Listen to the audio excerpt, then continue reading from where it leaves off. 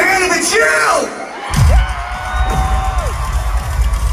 I see all types of motherfuckers at this show today. Every show. You got some weird Gen Z motherfuckers here. You got some 25-year-olds, some old-ass motherfuckers in their 60s. Some bankers or some shit, surfers, rappers.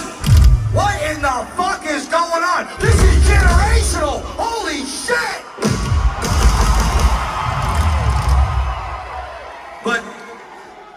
And I appreciate you guys understanding and understanding me finally. But in 2013, you didn't really understand. You thought I was just a fucking asshole. Then you guys all grew up. You got jobs. You had to pay rent.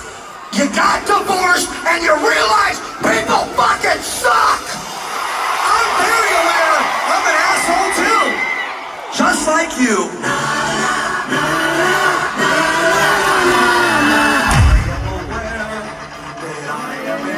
So I really don't care about all of that though. I've got nothing.